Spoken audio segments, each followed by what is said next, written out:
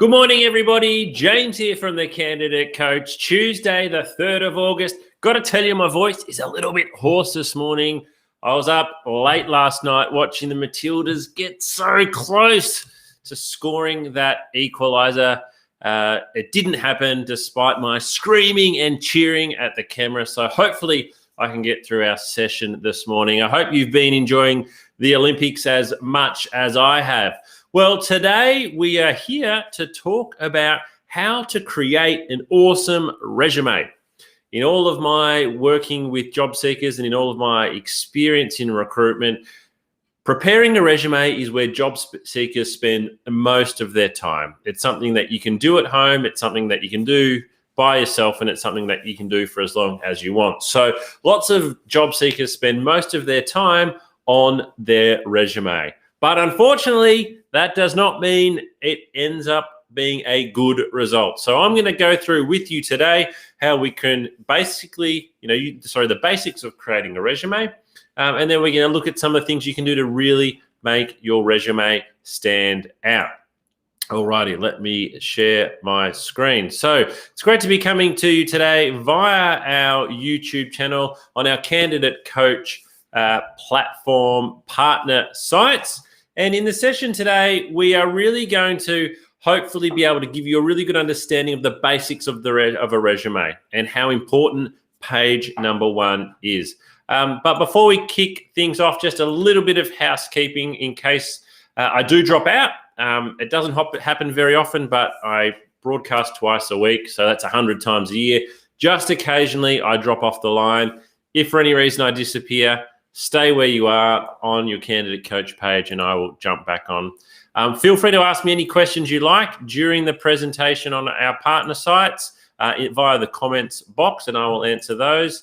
But also take lots of notes, because the first time you hear something is often how you remember it, or how you hear it. So the first time is how it is the most powerful way it's going to come across to you. So note down what you're feeling and what you're thinking as it happens in the moment, rather than coming back to it. And again, at the end of the session today, if you've got any questions on any recruitment topics, I will happily answer them for you. So a bit about me. Who am I? I'm James. I'm the Candidate Coach. I've been working at Smart Recruitment since 2005. So I have done a lot of recruitment in my time, well over 3,000 interviews, well over 600 group assessments, and I've placed over 1,000 job seekers into work. So that's my background. In terms of what we do at Smart Recruitment, we really focus on roles where soft skills are really important. So interview behaviors are key. Having a really good resume is the key. And I've watched, in particular, people with resumes be able to surpass people who have more experience and who have better qualifications, but who don't have a good resume. So even if you've got limited experience and limited qualifications, I'm going to show you today how you can make your resume stand out. And I launched the Candidate Coach in December 2019. All right, quick question. I want you to type this one into the comments box. How are you feeling today? How are you feeling? What type of mood are you in today? This is an odd question for you to be asking, James. You're probably thinking, why are you asking me how am I feeling today? What has this got to do with my resume? Well, let me ask you that question. How do you actually think? If you've got that same list of emojis on the screen, some people call them emoticons. How do you actually think your resume presents you? Is it from the top line there? Is it a positive, happy, smiley, easy to read resume? Is it down the bottom? Is it a bit sad? Is it a bit tired? Does it need a real boost? So have a think. How do you think your resume presents? We've got some comments in the box there. Because for me, a lot of your resume is about having a really good attitude. And you can see somebody's attitude on their resume. Attitude definitely comes across on resume. You want to have a positive attitude. You want to have a job-winning attitude. So why is this important? Why is having a job-winning attitude important? Well, Ryan Biggs, who's the head of resourcing at the Australian Financial Complaints Authority, said, I will always go for someone with a fantastic attitude that may need a little bit of development over someone who has all of the skill but has a bad attitude. So having a great attitude is really, really important. And by the end of today, hopefully you understand what you need to do to have the ability to show a great attitude on your resume. So a resume and cover letter can show your attitude. It can show your confidence. It can show your intent. All right, question. Type your answer into the comments box. How long do you think a recruiter spends reading your resume before they decide to move on? You've been at home, you've been working on your resume for days, for weeks, for months. Some people, you've been working on your resume for years. You dust it off every now and again when you're looking for work and you make updates.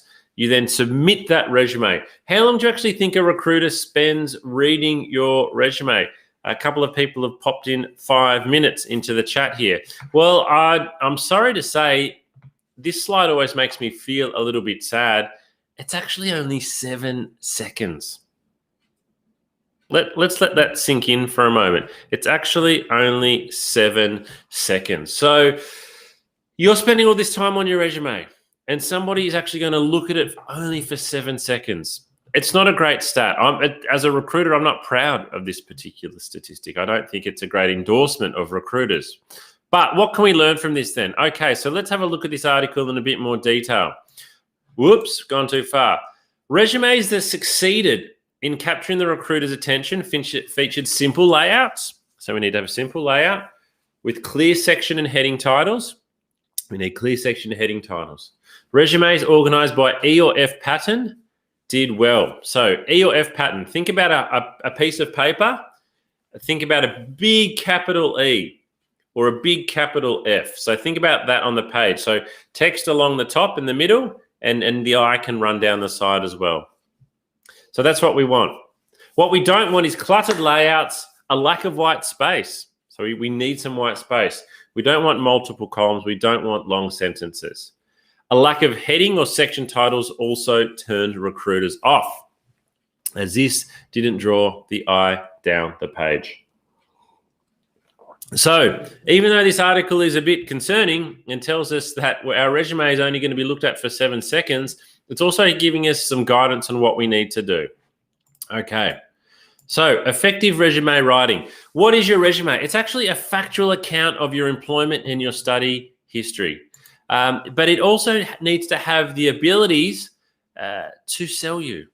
Your resume needs to sell you. Your resume is a sales document. Think about when you look at an advertisement for a house, for example. If you've bought a house, if you've sold a house, if you've rented a property recently, you jump online, you have a look at the photos. The photos make the property look amazing. When you actually get to the property, you think, well, those photos were probably taken from the best possible angle. That should also be what your resume should be like. Your resume should be selling you. Your resume should be promoting you and highlighting those skills and abilities. Okay, so my question, do you actually think your resume sells you? Do you actually think your resume is out there promoting you and doing a really good job? So somebody's already popped in, not sure. So that's what I want you to change your mindset to doing is your resume selling you? Because essentially, as a job seeker, you want somebody to buy you. You want somebody to buy you, and so you only need somebody to buy you if you're looking for work. And now you're looking for work, so let's go out and sell ourselves. So that's my number one resume rule. Your resume needs to sell you. It's you on paper. It's an advertisement for you. Start thinking about when you drive past a bus stop and you see an advertisement. I want you to picture your resume like that. When you're driving along the freeway and you see a big billboard advertising a product, they put a lot of money, they're trying to promote a product. I want you to think of your resume in the same way. So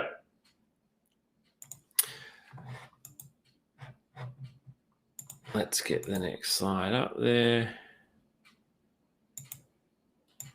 All right. Needs to promote and it needs to sell you. So stop thinking of your resume as dry. This is a big mistake that a lot of people make. A lot of people think their resume is a really boring academic document. Your resume is not a boring academic document. You need to start making it come alive. It's got to promote you. It's got to sell you. Think about advertisements. When somebody's advertising something on a billboard, they don't just stick black words on white paper and make it all super, super really boring. They make it come alive. Highlight how good you are and think of it as a fluid document. So your resume needs to change for every job. Can't do the same resume every time. All right, let's get stuck into the process end. So the very first step, let's look at basic resume structure.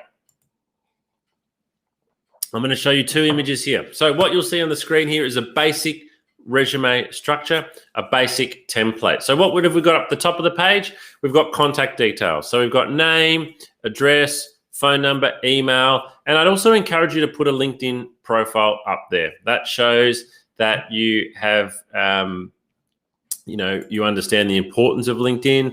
Recruiters like to look at your LinkedIn profile. They're probably going to go there, so make it easy. So contact details up the top.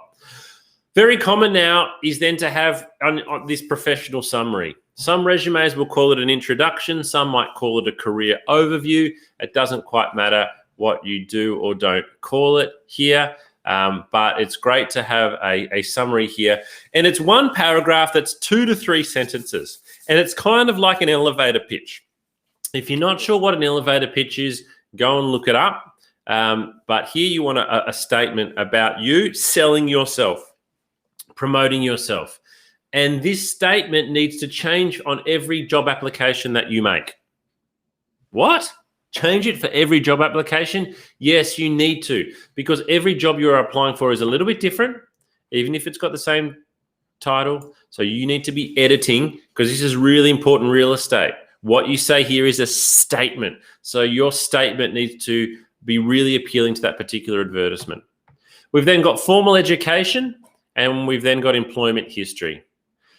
So what you can see on this template is we've got those bold headings. We make it easy to use. We're then using dot points when we go into the employment history, and I'll come to employment history in a moment. But it's easy to use. It's section headings. There's still quite a bit of white space on the paper. Again, think of that capital E or that capital F. This is a good example of the capital F on the page. Got information along the top, and then the I goes down the side. Here's another template. Same information, slightly different layout. So this time we've taken the personal details and we've put them down the left-hand side. So we've got name and address. We've got introduction up the top and education and employment history. So we've got the same information there, but we've added a skills and attributes section on the left-hand side. Particularly for some entries, IT in particular, skills and attributes, or maybe programs, you want to get that onto the front page. This is one way that you can do it. So you could have it running down the left-hand column. Now, the great news is that both of these templates that you can see on your screen now, you can download from your Candidate Coach website. So where you're watching this today, unless you're on our Facebook channel, you can't download it from there. You can download this template, or you can download this template, as well as 2 other resume templates and 2 cover letter templates at our candidate coaching platform. So if you like the look of this template, you can go and download it and you can fill in your own details. We've tried to make it simple for you. All right, step number 2, selling yourself. How do we sell ourselves? Well, the main way we sell ourselves is we sell our experience. What you can see on the screen now is a candidate that I worked with a couple of years ago. I'm not going to share you her whole resume, but I do want to share with you how she described her job at the time. So she'd written she was a sales representative for ABC Company. She'd been there for 3 years. She sold goods and traveled to meet customers to keep them happy. Now, sales is hard work. So if you've worked in sales for 3 years, you're normally getting a phone interview. So she got a phone interview really on the back of her 3 years of tenure. But once I spoke to her on the phone and then brought her in for an interview, we realized that she was massively underselling herself. So this is what we turned her resume into. So same candidate, same job, Completely different layout. So first of all, we've got two headings there: primary responsibilities and achievements.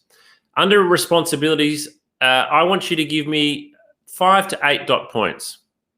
I think I've done 9 here. I prefer 5 to 8 though. And in those responsibilities, I want you to tell me exactly what you did. And I like it if you can actually quantify it. So my eye under responsibilities is actually drawn to the third last dot point: attend at least 3 new business appointments a day. That's easy for me to digest. That information is easy for me to digest. I understand it quickly. But you can see from the dot points, they're all very easy to read. And then we move into the achievements section. She was the salesperson of the year in 2014, exceeding her sales budget by 21%. She consistently met KPIs and helped increase product sales in Melbourne from 400 to 800,000. Salesperson of the year is amazing. This was quite a big sales team. She wasn't just one of 2 people. It was quite a big sales team. So to win salesperson of the year is a huge achievement. That alone pretty much got her the job at the end of the day. But look on this previous version of her resume: not salesperson of the year. You've got to list your achievements. You have to list your achievements. So from a recruiter's point of view, your responsibilities tell me what you did. Your achievements tell me how well you did it. And it's how well you did it that I need to know. I need to know how well you did it. Most of the time, I actually know what your job was. So even though she's done a really good job with these primary responsibilities, I've removed the name of the company, but I knew who that company was. I knew what her job was. But what I really want to know is, how well did you do your job? What did you do to stand out?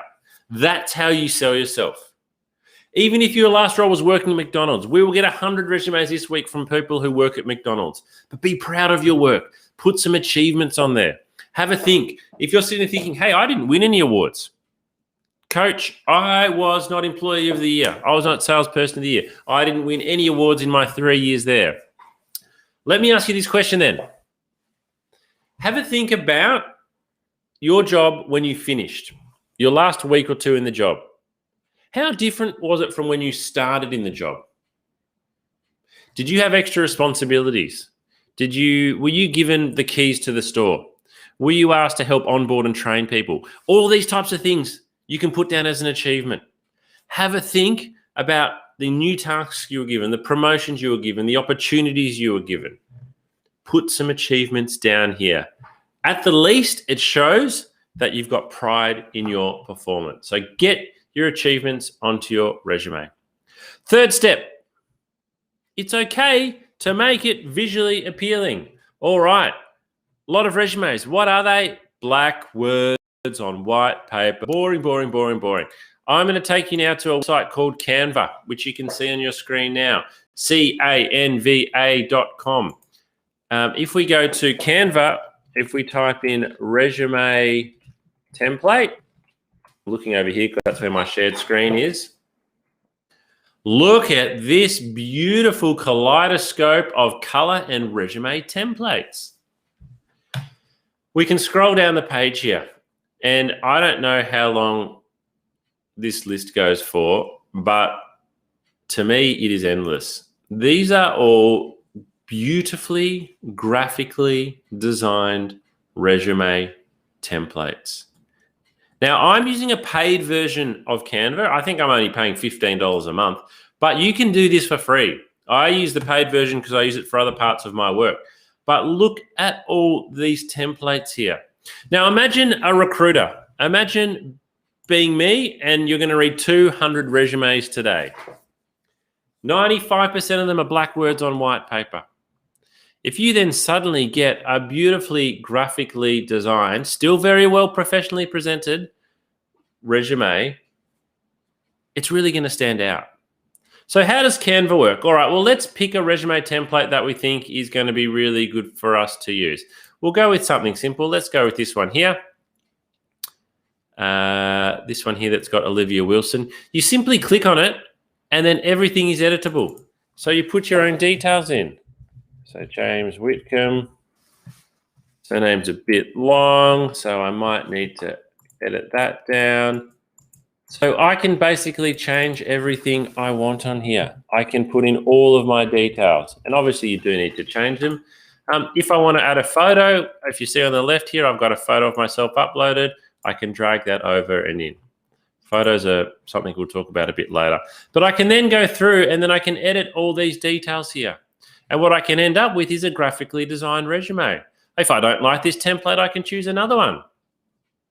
I can choose another one and start again. So I might prefer this one. If you don't want the photo, just delete the photo. But again, it is so easy to edit these templates on Canva. Oops, don't want me on top there. So once I'm finished with that, I can then download. Probably the challenge with Canva is you can't download it as a Word. So you can only download it as a PDF. So if you're being asked to submit a Word resume, I'm afraid Canva is not going to be the one that you can use. But if it's a PDF, then you can use Canva. And you can come and you can edit all these different things. And you can end up with a beautifully graphically designed resume. You can also download the templates from our candidate coaching platform as well. So hopefully that's given you a great insight. Canva.com, free template. Make your resume visually appealing. Coming back to the fact that I've said it's a sales document. It's got to sell you. It's got to promote you. So make it visually appealing. Fourth step, change your resume for every application. That's right, every single application. You might be saying, Coach, I'm only applying for customer service jobs. If it's not a customer service job, I'm not applying. Why do I have to change my resume if I'm going to go and apply for 5 customer service jobs? Well, I would say to you, you're applying for 5 customer service jobs at 5 different companies. Each of those advertisements will say 5 different things about what they are looking for. Your resume is so important. You can't fit all the information on there. Someone's only going to look at it for 7 seconds. So you need to make sure that your information on your resume is very, very relevant to that one job at a time.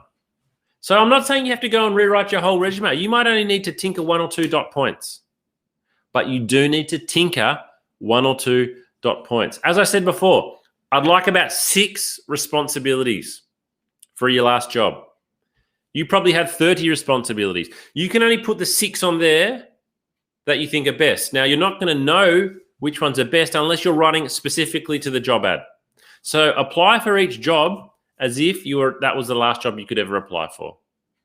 Instead of spending 3 hours on 5 applications, spend 3 hours on 1 or 2. Even though you're sending out less, quality is far better than quantity and will get a better response. All right, so I'm going to go through some of the most common interview questions.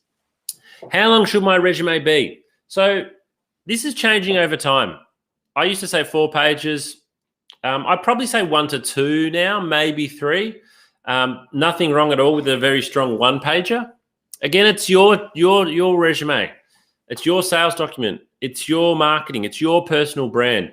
So many of these questions you've got to answer yourself. I would be making sure that you're spending 90% of your time on page 1. Don't save the best information for page 2, page 3, page 4 of your resume because the recruiter may never get there. A great experiment to do is to grab your phone, grabbing mine now, put the timer on. So you got your time, get your resume, turn it over, face it down, press start, then pick up your resume and have a look at it for 7 seconds. Stop, put the resume back down. What did you get off your resume in those 7 seconds?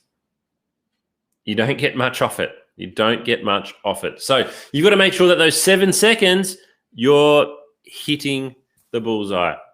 So I would say whether your resume is 1, 2, 3 or more pages, you've got to make sure page 1 is very, very good.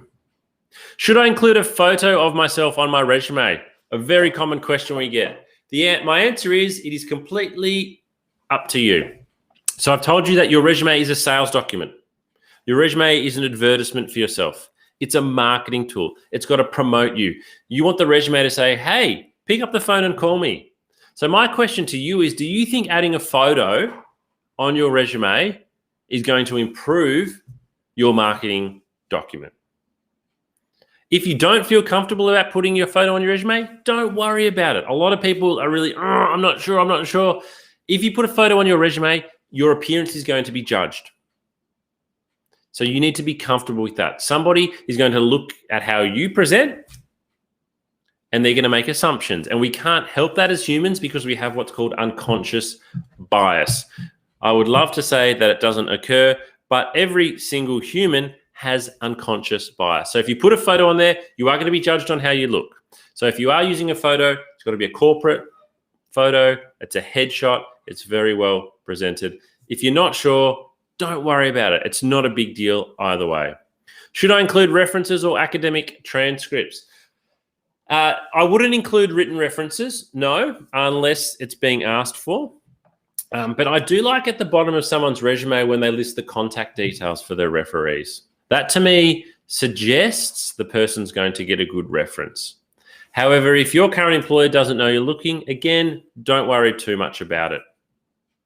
Academic transcripts, no. You might be tempted to, particularly for graduate roles, but only if you are asked. If you're applying for graduate roles, make sure that you're highlighting on the front page what your scores were, particularly if they are good. And do I need to include every job that I've ever worked in? My answer is no. I would say the last 8 to 10 years of employment history is where you go into detail. And then what I would suggest you may have is a heading which says, let's say you've been in the workforce for 25 years. You might go into detail for the last couple of roles. And then you might have a heading which says pre-2010. And you might just list the job titles and dates. So we don't need 6 bullet points and 3 achievements for your jobs that you had from 2001 to 2005. So just list the titles, don't list all the details.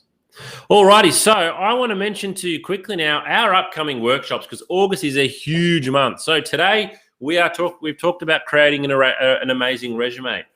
Thursday, back here at 10 o'clock this Thursday, we're going to partner our resume with a great cover letter. So be back here, same time on Thursday morning. I'm going to show you how you can easily create a knockout cover letter template that you can repeat each time. A lot of people get worried about cover letters because they don't know where to start, or it feels like a lot of work to write one every single time.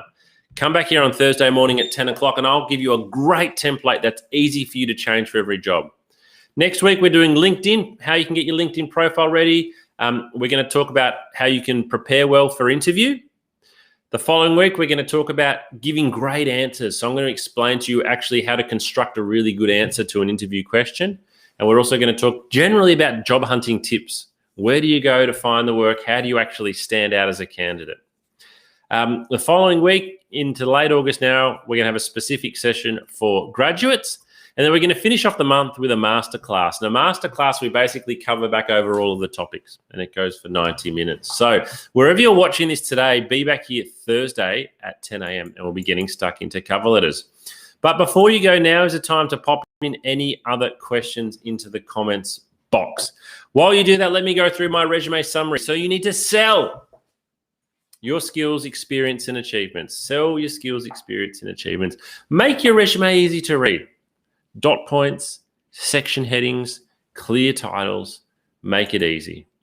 It should be visually appealing. It's okay to be bold. Think of it as an advertisement for yourself. And finally, you've got to tailor it for every job. Alrighty, thank you very much for attending today. Before you go, if I can ask you to do one thing for me, that's to complete a 2-minute survey. I'd love you to complete this survey because it really helps me in terms of my ability to know what workshops we should do in the future. So the survey is only 3 or 4 questions. It asks you what you learned from today, and it asks you what you'd like to know more about in the future. So please, before you log off today, please jump on to the link that I've popped into the chat box now and complete that. And I'd also really encourage you to follow the Candidate Coach on LinkedIn. So you can see down the bottom of the screen, the LinkedIn logo. I've popped that into the chat as well. Follow us on LinkedIn because we have a lot of resources on there. We have a lot of updates. If you're looking for work at the moment, this is a page that you need to follow. So we've had a question come through. If you're new to the workforce, how do you write about your experience? This is a wonderful question. So if you're new to the workforce, how do you write about your experience? So again, all you can do is highlight what you've done. And this is a little bit of a tricky one for me to answer without knowing all about your own background there. Thank you for asking the question. So let's try and think about what can we promote. If we are very new to the workforce, if you've had any other jobs before, so for example, you might be a graduate, but you might have worked in fast food. You've still had some employment there. So you need to highlight and draw on whatever you can. Draw on that work at McDonald's, draw on that work in the news agency where you work behind the counter. If you're very recently out of school, talk about any school projects that you got involved in. Talk about any achievements that you had at school. Talk about any awards that you had. A lot of what's important on your resume is actually not the content, but it's the way that you present it and the confidence that your resume shows. So if you've just finished year 12 and you've never had a job in your life, I'm sure you can still talk about some of the things you learnt at school. If you performed well in a particular subject, mention that on your resume. If you did some volunteer work, mention that on your resume. The other thing I'd suggest to do if you're new to the workforce is to be following up each application with a phone call. Follow up each application with the phone call, because you're right. You don't have as much to promote because you don't have the experience. So follow up with a phone call and let the person know just how keen and enthusiastic you are. Well, thank you everybody for joining in this workshop this morning. I hope you've got a couple of tips out of today. I'll be back here on Thursday morning at 10 a.m. and we'll talk about how you can write a knockout cover letter. Goodbye for now. I'll see you then.